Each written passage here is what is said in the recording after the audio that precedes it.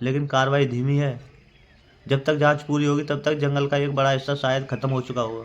Hyderabad university के बच्चे जाकर कटाई को रोक दिया। 24 घंटे कटाई रुकी। तेलंगाना हाई कोर्ट ने सुप्रीम कोर्ट ने ऑर्डर दिया था, कटाई रोक दी गई, धीमी कर दी गई 24 घंटे के लिए, लेकिन वो फिर चालू है।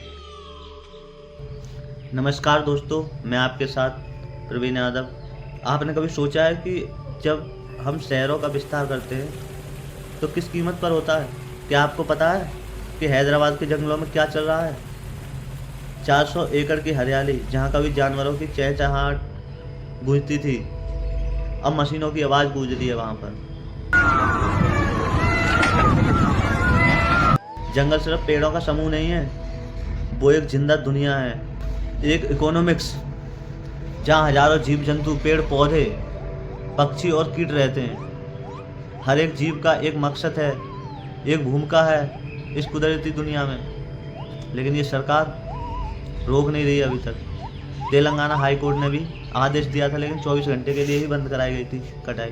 हैदराबाद के आसपास जो जंगल हैं वो सिर्फ प्रकृति का हिस्सा नहीं है, बल्कि इन शेरों के फेफड़े हैं। हैदराबाद यूनिवर्सिटी के बच्चे जाकर कटाई को रोक दिया।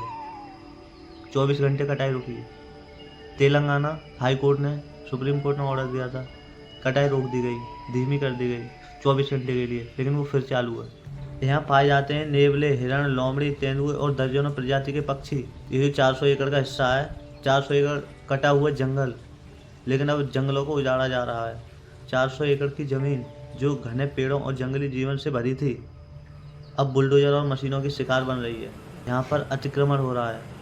सभी सरकारी प्रोजेक्ट्स के नाम पर कई बार बिना उचित अनुचित पेड़ काट दिए जाते हैं। ड्रोन फुटेज और सैटेलाइट तस्वीरों से साफ होता है कि कैसे धीरे धीरे ये जंगल खाली होते जा रहे हैं। जानवर भाग रहे हैं, पंछी अपने घोंसले से उड़ रहे हैं और इंसानी सभ्यता उन जगहों पर कदम रख रही है जहाँ पहले सिर्फ प्रकृति का वास था, वहाँ अब इंसान बसेंगे। जब जंगल कटते हैं तो सिर्फ पेड़ नहीं गिरते, जीवन उजड़ता है। तेंदुए जैसे शिकारी जानवर अब शहरों की तरफ बढ़ रहे हैं। कुत्तों पर हमले, इंसानों के साथ टकराव, ये घटनाएं आम हो रही हैं। हिरण, शाही, नेवले, इनका प्राकृतिक आवास खत्म हो रहा है। पंछियों के घोंसले टूट रहे हैं, उनकी आवाज़ें अब धीरे धीरे कम हो रही हैं। ये पंछी रो नहीं रहे, चीख रहे, चिल्ला रहे हैं। इंसान नहीं जानवर हो गया है, और जो जानवर है ना, वो इंसानों से अच्छे है। ये सिर्फ एक जंगल नहीं है, कई पीढ़ियों का घर है जो उजड़ रहा है। इस पूरे मामले में कई उंगलियां उठ रही हैं। कुछ रिपोर्ट्स बताती हैं कि सरकार और बिल्डरों की मिलीभगत से ये ज़मीन साफ की जा रही है। कुछ ज़मीनों पर निर्माण कार्य बिना एनवायरनमेंट के क्लियरेंस के शुरू हुआ। आरटीआई से पता चला है कि कई प्रोजेक्ट्स के पास ज़रूरी दस्तावेज नहीं है, फिर भी कटाई चल रही है। एनजीटी नेशनल ग्रीन ट्रिब्यूनल तक ये मामला पहुंचा है, लेकिन कार्रवाई धीमी है। जब तक जांच पूरी होगी तब तक जंगल का एक बड़ा हिस्सा शायद खत्म हो चुका होगा। स्थानीय निवासी और पर्यावरण प्रेमी अब सड़कों पर उतर रहे हैं। कई जगह पर प्रदर्शन हो रहे हैं। सोशल मीडिया पर सेव हैदराबाद फॉरेस्ट ट्रेंड चल रहा है। छात्र, वकील, रिटायर्ड ऑफिसर अब एकजुट होकर आवाज़ उठा रहे हैं। इन लोगों का कहना है कि विकास जरूरी है, लेकिन प्रकृति को कीमत नहीं बनाना चाहिए। लेकिन जब कानूनों का पालन होता है तब अदालतों में जाना पड़ता है। कई पर्यावरण संगठन PIL दाखिल कर चुके हैं। एनजीटी ने कुछ क्षेत्रों में निर्माण पर रोक लगाई है, लेकिन ये कदम देर से आए हैं। अगर वाकई हम इन जंगलों को बचाना चाहते हैं तो सरकार को सख्ती से कानूनों को लागू करना होगा। अतिक्रमण करने वालों को दंड मिलना चाहिए। परिवार परियोजनाओं में ग्रीन जोन को अनटचड रखना चाहिए।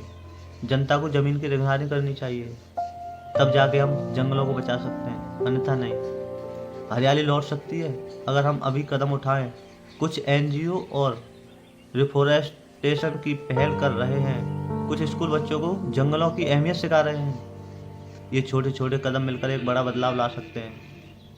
क्या लाएंगे बदलाव? हम ये नहीं कह रहे कि विकास ना हो, लेकिन विकास ऐसा हो जो संतुष्ट हो, ऐसा हो जो प्रकृति और मानव दोनों के भविष्य को सुरक्षित रखे।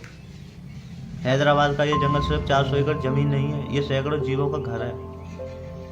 इनकी रक्षा करना हमारा कर्तव्य है। अगर आप भी इस अभियान का हिस्सा बनना चाहते हैं तो इस वीडियो को ज़्यादा से ज़्यादा शेयर करें, स्थानीय अधिकारियों को पत्र लिखें, सोशल मीडिया पर आवाज़ें उठाएं, अपने आसपास के पेड़ों और जानवरों को सुरक्षित रखने का वादा करें, तभी जाकर ये हो सकता है, अन्यथा नहीं।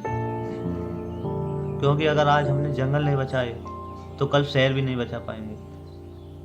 तो बस मैं आपसे यही कहना चाहूँगा कि वीडियो को ज़्यादा से ज़्यादा शेयर करें, सोशल मीडिया पर आवाज़ें उठाएं, अधिकारियों को पत्र लिखें। हो सकता है तो इस पर अगली वीडियो बहुत जल्द बनाऊँगा। जय हिंद।